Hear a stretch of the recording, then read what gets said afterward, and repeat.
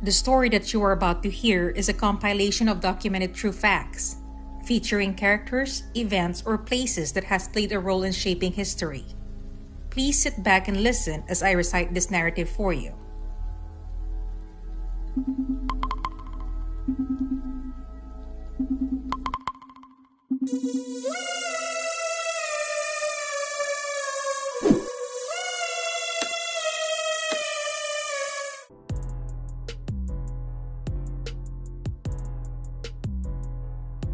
On June 2, 2007, Danilo Guades hacked to death 10 people with a bolo and injured 17 more on a drunken rampage through his neighborhood, Gadgaran, Calbayog, Philippines.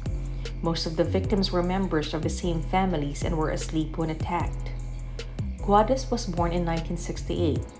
He had been married, but his wife died in December 2006, and after her death, he began to stay at his cousin's house.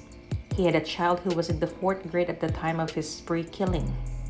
He was jailed for 7 years at the Calbayog City jail for stabbing his older brother Toto to death in the early 80s. Guades was known throughout the village as a mentally unstable troublemaker who was often drunk, sometimes staying awake for 2 days before running to the mangroves to sleep there on the ground for the following 2 days. Apparently, he believed that he was being stalked.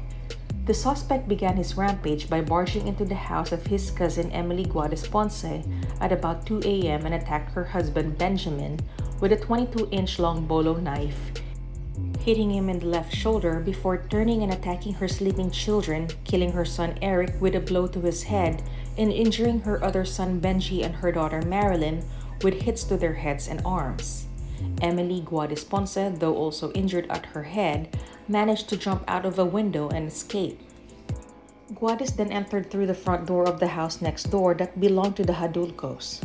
He killed pregnant Gemma Hadulco and 5 of her children, leaving her 2 other daughters, Joanne and Jocelyn, injured and were later rushed to the Calbayog Sanitarium and Hospital.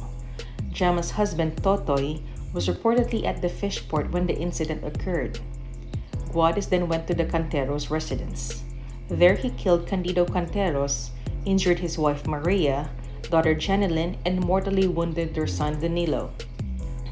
When Guades went to Carlito Layam's backyard, whose house was adjacent with the Canteroses, Layam was able to fight back but sustained a slight injury to his right arm. Guades then entered the house of Enes Leses via their window.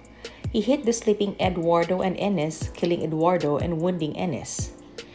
He then proceeded to the wake of Cheteme Ramada in Barangay Gadgaran, where he was drinking earlier, and attacked the family members. Francisco was cut at his throat, Ernesto was hit at his neck, and Armando was stabbed on the left side of his body. Attendees Michael Cabrera and Myra Manlapid were also injured before the other people attending the wake managed to fight Guades off. Guades fled to the road junction bound for Barangay Bontay, where he attacked his final victims, Eddie and Jocelyn Gonzaga, who were on a motorcycle. Guades, who had a wooden club and bolo, hacked and stabbed Eddie, hitting him in the right armpit, right jaw, and forehead, while his wife sustained hematoma in the left elbow. The driver of the motorcycle was able to escape. Guades finally surrendered himself to Fortunato Borbana, a villager, at about 3 a.m. He stated that he surrendered fearing police might chase and kill him. Borbana then turned him over to police, ending Guades' hour-long rampage.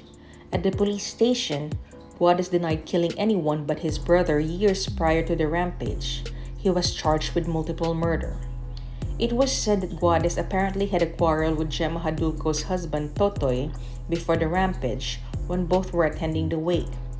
Police later disclosed that Guades told them that he committed the crime to strengthen his amulet, a piece of paper with Latin words on it. Juan Severino Mallari is the first serial killer from the Philippines to be documented. He was also a priest in the Catholic Church and worked as a parish priest in Magalang, Pampanga during the Spanish colonial era.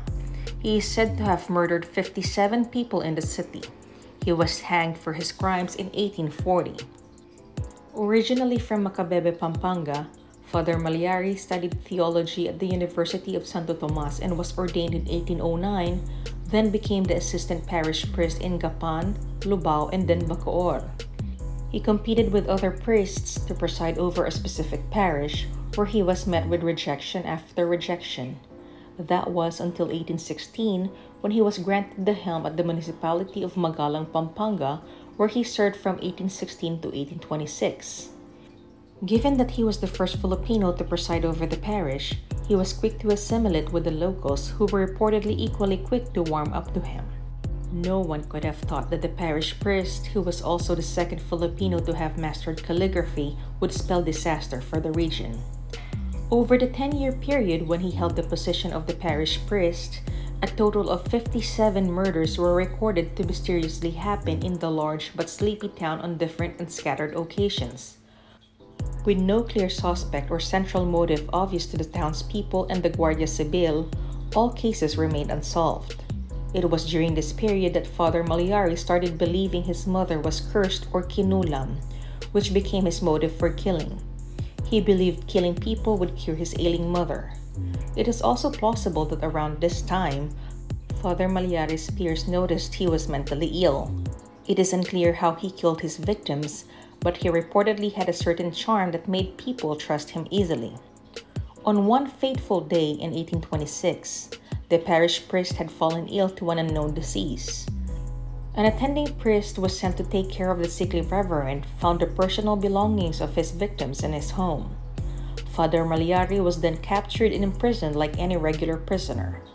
Tried for 14 years to decide which punishment the parish priest would receive, but in the end, he was placed on death row and in 1840 was hanged for his crimes.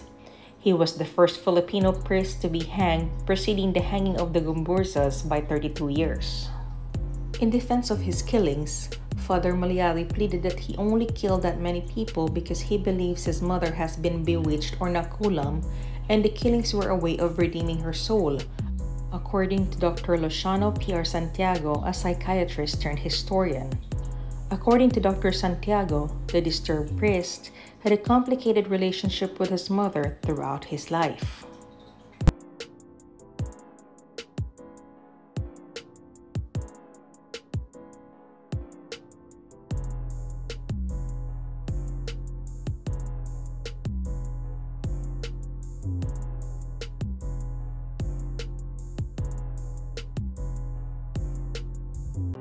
Hi, this is Twisted Mind.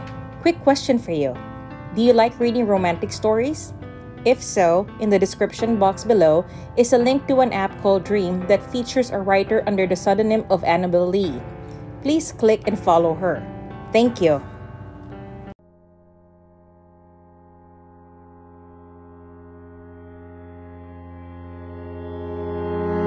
Hey everyone! I just wanted to express how grateful I am that you took the time to listen to my narration. Hopefully you enjoyed it. I am Twisted Mind and please enjoy the rest of your day. Salamat!